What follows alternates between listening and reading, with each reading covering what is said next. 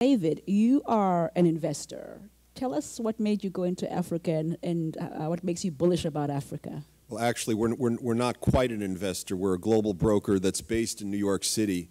You talk about changes. I began in the financial industry in 1975, working on Wall Street at a time when every brokerage firm was headquartered on Wall Street. No one thought about having an office outside of the Wall Street region or area.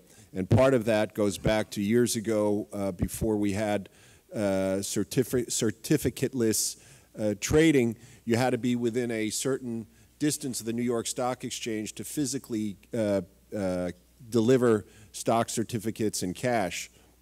1975, this room was called the Stock Exchange Luncheon Club, and traditionally at lunchtime, the old-time floor brokers would come up here and they'd sit here for 2 hours and have a leisurely lunch, and then go into the room outside here and have a smoke, and then maybe head back down to the floor. And there was no such thing as automation. There was no security at the door. You could just walk in. Fast forward ahead, 1993, I wound up quite accidentally in the global stock brokerage business with my partner, John Auerbach. Many of you know him. He travels several times a year throughout Africa. Unfortunately, he's a little bit under the weather today and couldn't make it.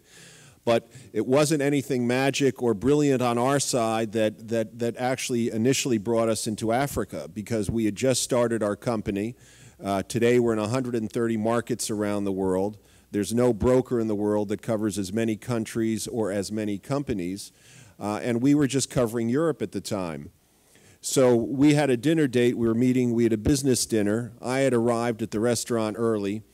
To kill time, I went to the store next to the restaurant. It was a pet shop. And the owner turned out to be South African, and he started to chat with me and ask me what I did. And he said, I'll try and put on my South African accent, "Would you like to meet my sister?"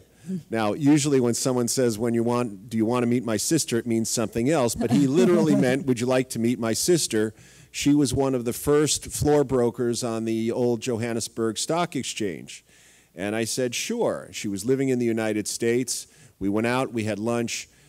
Shortly after that, she introduced me to one of the leading stockbroking firms, the principal of whom was visiting New York. And we signed an agreement with them, not knowing where that would take us. The sanctions had been lifted, the sanctions against South Africa. Mandela was out of prison. And this particular stockbroking firm was having a conference in South Africa, and there were just 4 of us at the time in our firm. We worked just next to the stock exchange building.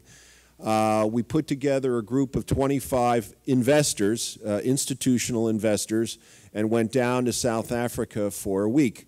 Tremendous amounts of interest. Came back. The business was so good that many people thought that we were a South African broker, because again at the time no one was out selling South Africa, and it was very new and very novel. And from there we said, well, now we want to be throughout Africa, and today we're in 14 markets. We're trying to get into Angola. We're waiting for the stock exchange to open there, in Ethiopia. I just corresponded a week ago with a stockbroker in Sierra Leone, where there's a tiny market just open. And then we got into places like Mauritius. Again, the goal to cover every country in Africa with a capital market system. And as Sunil knows, we got into Mauritius when there were currency restrictions still in place. And we signed an agreement with a local broker, but foreigners could not invest in Mauritius. And the local broker said, well, why do you want to have an agreement? And we said, you know, at some point, those restrictions will be lifted. And of course, today they're lifted, and we do lots of business in Mauritius. And then shortly after that, we got involved in Egypt. There were a couple of guys who worked for a firm called Kidder Peabody. They were Egyptian. They came over to the United States during the period of Nasser. Now, not to steal any thunder from Mohammed, but you probably don't know, or you may know, that the Cairo Stock Exchange is one of the oldest stock exchanges in the world. opened up in the 1890s, and in the 1950s under Nasser, he nationalized all the companies. In the early 1990s, they rewrote the capital markets laws and started to privatize the companies of Egypt, and they started to form mutual funds. The first time we brought an analyst over from Egypt, just while this was happening, no one wanted to see him. 6 months later, he came back, and there weren't enough hours in the week to satisfy the demand for investors. So since that time, really the demand for Africa has steadily risen. There's just huge amounts of opportunity. It's really it's still an undiscovered, underbroked market. Depending on what country you're looking at, there's still need for a proper banking sector, for housing, for communication, to the broad base. I'm not talking about the people in this room, but to sort of the broad base of investors, institutional investors.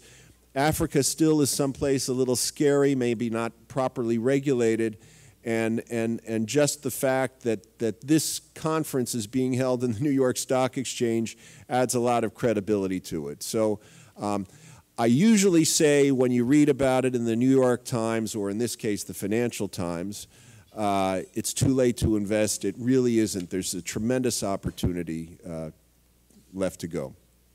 Thanks, David. That's very exciting. What kind of message do you have for investors? The message for investors is, if you're not invested in Africa today, get on an airplane and go there. Don't rely on what you see on television or read about. Going back to my first visit to Johannesburg in 1993, 1994, it was a time there were a lot of riots in downtown Johannesburg, and every time you turned on CNN, that's all you saw. And the old stock exchange was in downtown Johannesburg. We stayed in a hotel in downtown Johannesburg. It was not, and it's still not, the safest place in the world to walk.